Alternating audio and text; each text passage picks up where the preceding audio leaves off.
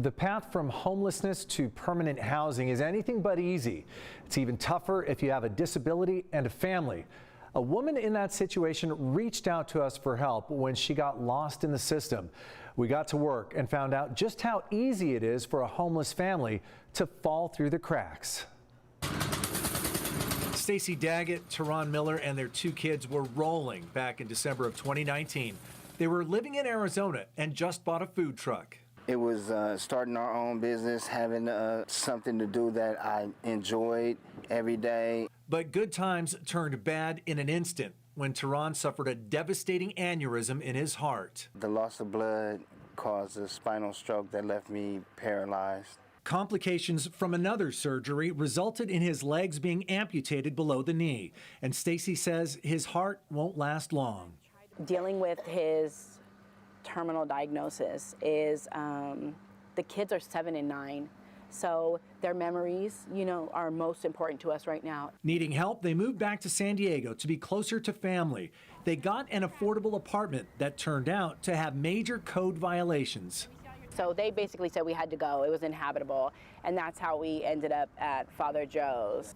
That was more than a year ago. Father Joe's was to be a temporary home as they worked to find permanent supportive housing. We were told that, once in the system, in the housing system, that, things progress faster if you are in a shelter versus not. It seemed to be the right call.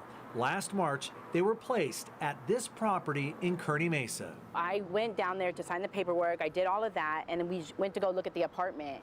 And it was beautiful, but it was upstairs. There was no way for Tiran to get up to the apartment. Stacey says someone from Hyder Property Management, the company that runs the apartment complex, told her they'd get the family in somewhere else. That didn't happen.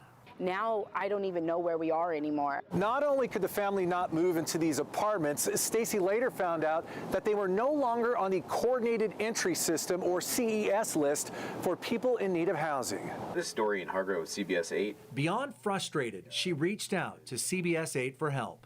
I'm calling about the Homeless Regional Task Force. Investigative producer Dorian Hargrove got to work and learned the Regional Task Force on Homelessness maintains a database of all available housing units, but does not manage individual cases. That's done by caseworkers at various homelessness service providers. It's kind of like one of those things where it's like, call this person and then tag and call this person. And, you leave messages and people try to help, but the coordinated entry is not coordinated at all. We got to work contacting everyone involved in this case, from the Regional Task Force on Homelessness to the Housing Commission to Hyder Property Management to Father Joe's, and could not get a clear answer as to why the family was no longer on the CES wait list.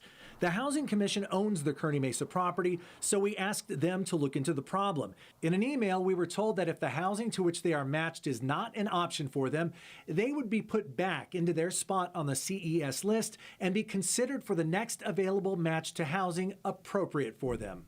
How easy is it for someone to get lost in the system? It's incredibly easy. It's way too easy, actually, to get lost in the system. Amy Zamudio is with Housing for the Homeless. She's a passionate advocate who's seen this kind of thing before. We are incredibly short on being able to house any of our homeless. And then once again, if you take, in addition to that, someone needing an ADA-specific unit, we are not even coming close to being on mark. We asked the Regional Task Force how many accessible units there are for those with disabilities, and the task force wasn't sure. Amy says the system is daunting, and people in need may have learning disabilities or just not be savvy enough to get through it without help. It's hard to keep up. Now at a Salvation Army shelter, Stacey and Tiran are tired of dealing with the red tape and are just focusing on their family. That's probably the hardest thing that I've had to process so far, is like just getting us somewhere where he can just make memories with them without it being like this. That's been the hardest by far. We've been working a couple months on this and just learned today when and how the family was dropped off the coordinated entry system. Last year, they left Father Joe's villages and ended up at a Salvation Army shelter. Their case was not properly updated and they fell off the CES list for housing from last July until the end of January. This was most likely human error, but I'm told that the system is not an intuitive system, even for people who are familiar with it. So now what happens to this family? What are their options going forward? Okay, they're still in Salvation Army temporary housing. It's a temporary shelter. They are back on the CES list and they are in line again for housing.